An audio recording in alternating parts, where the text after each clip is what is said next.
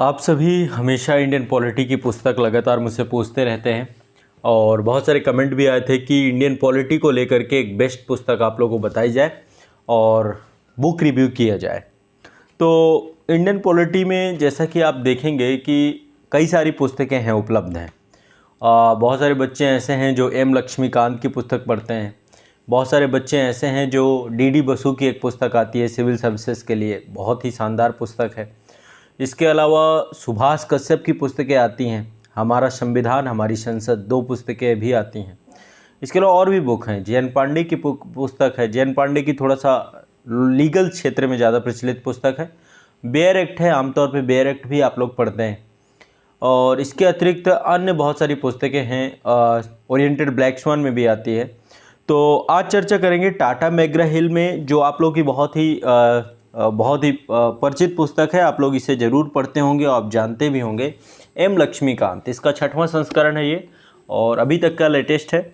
और इसमें इन्होंने कहा है कि 6 नए अध्याय जोड़े गए हैं।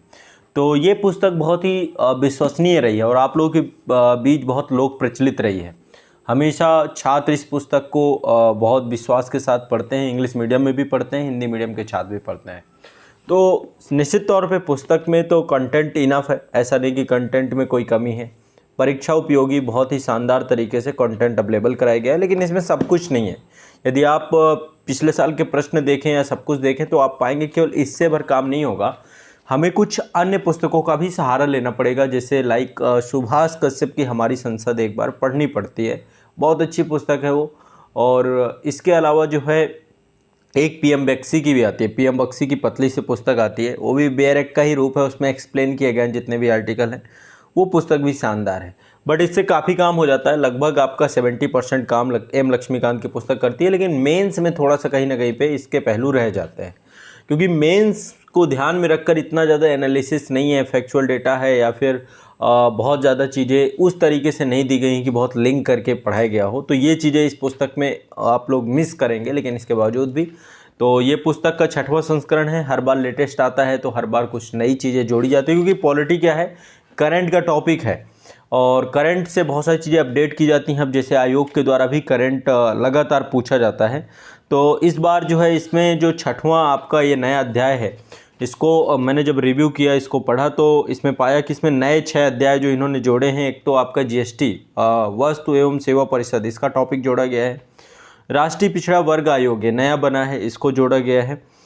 राष्ट्रीय अन्वेषण अभिकरण ये भी इसमें जोड़ा गया है। राष्ट्रीय आपदा प्रबंधन प्राधिकरण, क्षेत्रीय दलों की भूमिका और गठबंधन सरकार, ये सारे टॉपिक इसमें नए जोड़े गए हैं। और इसके अलावा इसमें हर साल जो है आयोगों के द्वारा ली गई परीक्षाओं के प्रश्नों का भी समायोजन किया जाता है, हर साल बढ़ता है। और इसके बाद संघ की प्रारंभिक और मुख्य परीक्षाओं का विभाजन, ये सारी चीज़ें जो है लगातार, तो कुछ इसमें कार्य लगातार हमेशा किया जाता है, इसलिए इसके हर वर्ष प्राइस भी बढ़ा दिए जाते हैं। अब जैसे इसकी एमआरपी बताऊं तो इसकी एमआरपी यहाँ पर दी नहीं गई है। हर वर्ष नया संस्करण आने का मतलब है कुछ ना कुछ प्राइस इसका बढ़ेगा ज़रूर। लगभग 650 के आसपास ये पुस्तक मार्केट में मुझे जहाँ तक लगता है मिलती है। लेकिन ओवरऑल आप के पास यदि पुरानी पुस्तक है तो उससे भी ऐसा नहीं कि काम नहीं चलेगा, बट यदि आप लेने में सक्षम हो तो नया संस्करण आप लोगों को पढ़ना चाहिए, अनिवार्य यही है। चलिए अब मैं एक बार चर्चा करता हूँ इसमें इस पुस्तक में क्या क्या टॉपिक हैं जो आपके सिलेबस में हैं, और इसको आप पढ़ेंगे तो आपके कंप्लीट हो पाएंगे। तो हमेशा मैं कहता हूँ कि आप लोग को एक बुक तो ज़रूर पढ़नी चाहिए, बिना बुक के काम नहीं होगा। आप विभिन्न संस्थानों में पढ़ते हैं, कोचिंग सेंटर्स में पढ़ते हैं, ऑनलाइन जो है एजुकेशन ऑनलाइन संस्थानों में पढ़ते हैं, तो ऐसी स्थिति में बहुत ज़रूरी होता है कि आप लोग बिना एक बार जो है पूरा पाठ्यक्रम को ज़रूर पढ़ें और तभी चीज़ें आगे बन पाएंगी। तो इसमें जो है दिया गया है, जो आपकी विषय सूची है उसमें आपका संवैधानिक ढांचा, कॉन्स्टिट्यूशनल फ्रेमवर्क, ये टॉपिक दिया गया है, जिसमें ऐतिहासिक पृष्ठभूमि, हिस्टोरिकल बैकग्राउंड, संविधान का निर्माण कैसे हुआ, कैसे कॉन्स्टिट्यूशन बनाया गया, और इनके अंतर्गत सब टॉपिक भी हैं। सारे सब टॉपिक तो नहीं पढ़ सकता मैं। इसके बाद तीसरा चैप्टर है संविधान की प्रमुख विशेषताएं, है ना। इसके बाद चौथा है संविधान की प्रस्तावना। फिर इसके बाद क्रमवार आपका संविधान का एक एक हिस्सा इसमें प्रारंभ होता है। तो 5वां है संघ और इसका राज क्षेत्र यानी भाग 1। फिर 6वां है नागरिकता, 7वां है मूलाधिकार, 8वां है राज्य के नीतिगत तत्व, 9वां है मूल कर्तव्य, 10वां है संविधान संशोधन, 11वां है संविधान की मूल संरचना, है ना। इसके बाद जो है आपका, इसके बाद गवर्नमेंट, सिस्टम ऑफ गवर्नमेंट, यानी कि सरकार की प्रणाली प्रारंभ हो जाती है, जिसके अंतर्गत संसदीय व्यवस्था, संघीय व्यवस्था। तो ये वाला चैप्टर मुझे लगता है ज़्यादा बेहतर यदि पढ़ना है तो सुभाष कश्यप की हमारी संसद आती है, उसका भी बुक रिव्यू करूँगा। उसमें कुछ टॉपिक ऐसे हैं जो टॉपिक आपको कहीं नहीं मिलेंगे, बहुत ही अच्छे तरीके से उस पुस्तक में, और वो मेंस ओरिएंटेड पुस्तक है। मेंस ओरिएंटेड, यहाँ पर आपको मेंस का नहीं मिलेगा।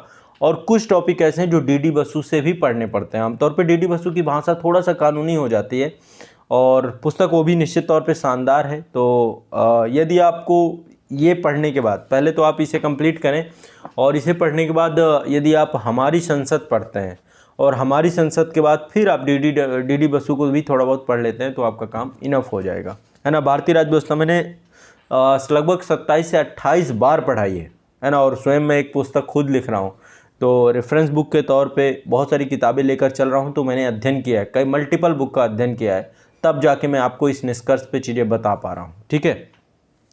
तो यहाँ पे संसदीय व्यवस्था है, संघीय व्यवस्था है, केंद्र राज्य संबंध है, अंतर्राज्यीय संबंध है, आपातकालीन प्रावधान क्या है, तो ये पहले कर दिया इन्होंने, है ना। वैसे ये टॉपिक बाद के हैं। इसके बाद इन्होंने तीसरे पार्ट में केंद्र सरकार, जिसमें राष्ट्रपति, उपराष्ट्रपति, प्रधानमंत्री, केंद्रीय मंत्रिपरिषद, मंत्रिमंडलीय समितियां, संसद क्या है, संसदीय समितियां क्या है, संसदीय मंच क्या है, संसदीय समूह क्या है, उच्चतम न्यायालय क्या है, ये सारे टॉपिक आपको पूरा पार्लियामेंट का है। और न्यायिक समीक्षा क्या है, न्यायिक सक्रियता क्या है, जनहित याचिका क्या होती है, तो ये सारी चीज़ें आपकी है। फिर राज्य सरकार आपका चालू हो जाता है केंद्र की तरह ही, जिसमें राज्यपाल, मुख्यमंत्री, राज्य मंत्रिपरिषद, राज्य विधानमंडल, उच्च न्यायालय, हाई कोर्ट कैसे हैं, है ना, इन सब के बारे में जानकारी है। अधिकरण कैसे, अधीनस्थ न्यायालय क्या है, नए राज्यों के लिए विशेष प्रावधान। अब तो इस समय ये अपडेट और होगी, नेक्स्ट जब अपडेट होगी तो इसमें आपका जम्मू कश्मीर का अनुच्छेद 370 हट के उनको भी यूटीज़ में लाया जाएगा, है ना। इसके बाद पांचवा भाग है इस पुस्तक का, जिसमें स्थानीय सरकार, लोकल गवर्नमेंट दी गई है, जिसमें पंचायती राज व्यवस्था और नगर निगम के बारे में चर्चा की गई है। इसके बाद केंद्र शासित प्रदेश, जिसके अंतर्गत आपका केंद्र शासित प्रदेश, अनुसूचित जनजातीय प्रदेश, निर्वाचन आयोग, संघ लोक सेवा आयोग, राज्य लोक सेवा आयोग, वित्त आयोग। यहाँ पर नया पूरा चैप्टर जोड़ा गया है, वस्तु एवं सेवा कर परिषद, ये नया टॉपिक जोड़ा गया है। और ये आपके कुछ आयोग हैं, जैसे कि आपका अनुसूचित जातियों के लिए राष्ट्रीय आयोग, अनुच्छेद 338 ए और बी से जुड़ा हुआ है। अनुसूचित जनजातियों के लिए राष्ट्रीय आयोग और राष्ट्रीय पिछड़ा वर्ग आयोग, ये अभी नया बना है, अलग आर्टिकल इसको बनाया गया है, इसको पूरा। इसके बाद आपका भाषाई अल्पसंख्यक वर्गों के लिए विशेष अधिकार। इसके बाद आपका भारत का नियंत्रक और महालेखा परीक्षक यहाँ पे रख दिया गया है, मतलब कॉन्स्टिट्यूशनल बॉडी एक जगह पे रखी गई हैं। भारत का महान्यायवादी, राज्य का महाधिवक्ता। इसके बाद गैर संवैधानिक निकाय हैं, जिसमें नीति आयोग, राष्ट्रीय मानवाधिकार आयोग, राज्य मानवाधिकार आयोग, केंद्रीय सूचना आयोग, राज्य सूचना आयोग, केंद्रीय सतर्कता आयोग, केंद्रीय अन्वेषण ब्यूरो, लोकपाल एवं लोकायुक्त, राष्ट्रीय अन्वेषण अभिकरण, राष्ट्रीय आपदा प्रबंधन प्राधिकरण, ये सारे टॉपिक हैं। अन्य संवैधानिक आयाम है, जिसमें से सहकारी समितियां, राजभाषा, लोक सेवाएं, सरकार के अधिकार तथा दायित्व, विशिष्ट वर्गों से संबंधित विशेष प्रावधान, है ना। इसके बाद राजनीतिक गतिशीलता, जिसमें राजनीतिक दल, पॉलिटिकल पार्टी, क्षेत्रीय दलों की भूमिका, निर्वाचन, चुनाव कानून, चुनाव सुधार, मतदान व्यवहार, गठबंधन सरकार, दल परिवर्तन कानून, ये सारे टॉपिक हैं। और इसके बाद लास्ट में ये टॉपिक आपके थोड़ा सा गवर्नेंस से जुड़े हुए हैं, जिसमें दबाव समूह, राष्ट्रीय एकता, और इसमें फिर इंडियन फॉरेन पॉलिसी भी इसमें थोड़ा सा एक चैप्टर जोड़ा गया, लेकिन इतना विशेषज्ञता के तहत नहीं दिया गया है। और इसके बाद अंतिम भाग इसमें जोड़ा गया संविधान की कार्यप्रणाली। तो एक समीक्षा आयोग बनाया गया था एम वेंकटचलैया महोदय के माध्यम से सन 2000 में। तो संविधान के 50 वर्ष पूरे होने के उपलक्ष्य में तो संविधान के लिए कार्यप्रणाली समीक्षा आयोग के बारे में चर्चा की गई है और उसके बारे में बताया गया है, ठीक है। इसके बाद परिशिष्ट है, आमतौर पे आप इसे नहीं पढ़ते हैं, तो यहाँ पर भी संविधान के अनुच्छेद दिए गए हैं, आप क्विक रिवीजन कर सकते हैं। संघ सूची, राज्य सूची और समवर्ती सूची, इसके बारे में बताया गया है। वरीयता अनुक्रम, प्रोटोकॉल्स, उसके बारे में चर्चा हुई है। संविधान संशोधन यहाँ पर डिस्कस किए गए हैं।